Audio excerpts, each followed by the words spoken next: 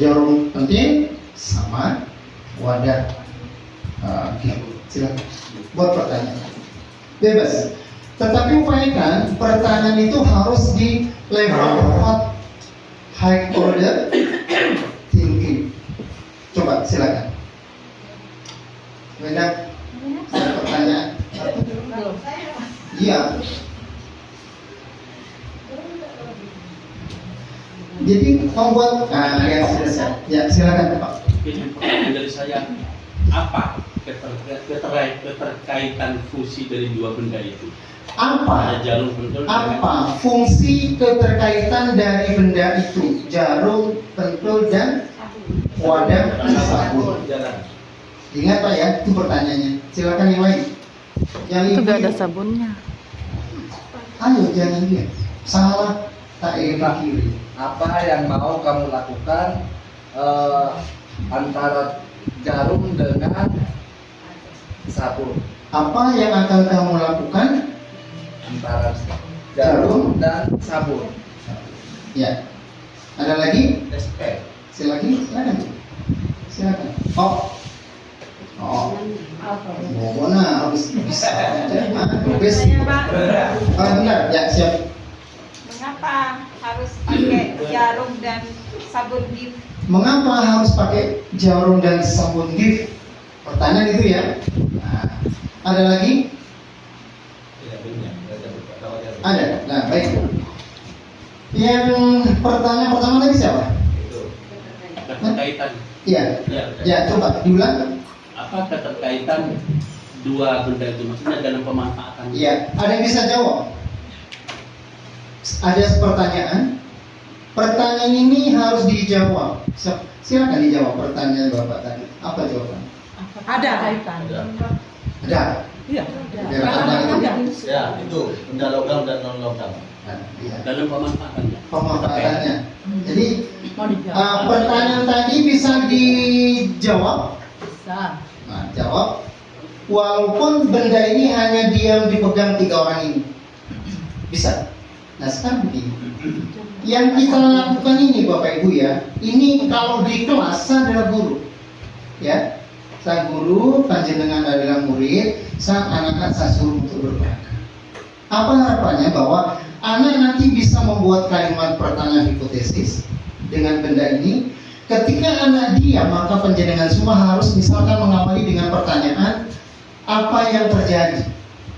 Coba apa yang terjadi? Lanjutkan.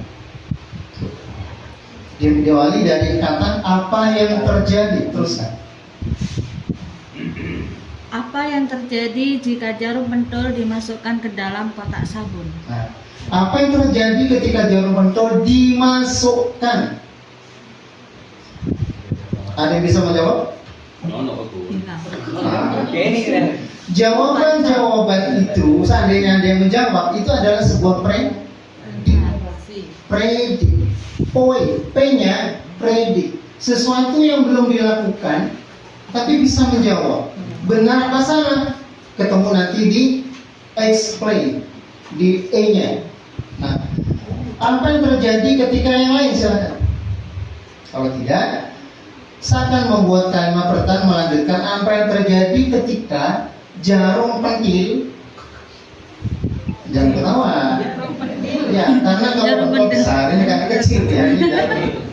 Apa yang terjadi jika jarum pentil disentuhkan ke kotak ya, ke kotak sabun ya. Apa yang terjadi ketika jarum pentul bukan ditusuk tapi disentuhkan. Sentuhkan ya. Nah, itu apa yang terjadi ketika jarum belum dilakukan, jangan dilakukan, belum ada suara. Ya.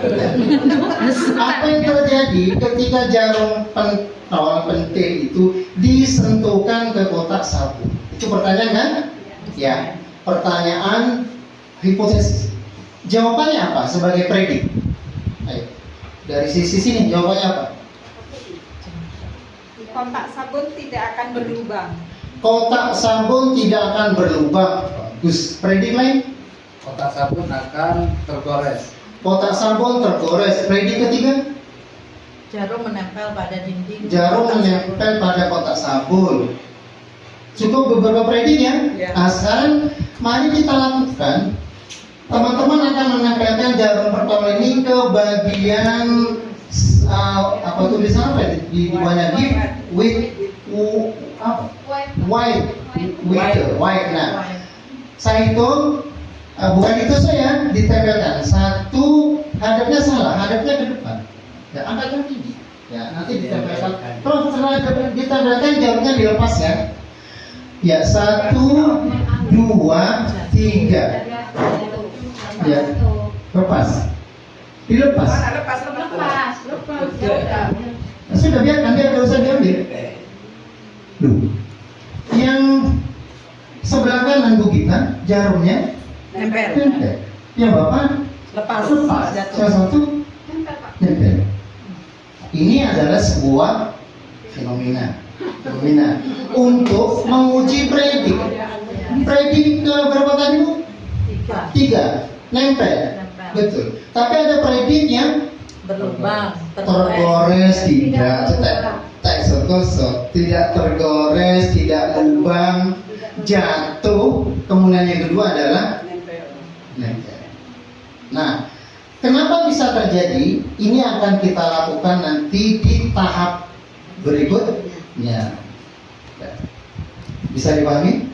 Kita hanya masuk pada predik, kemudian pada observer sudah dilakukan.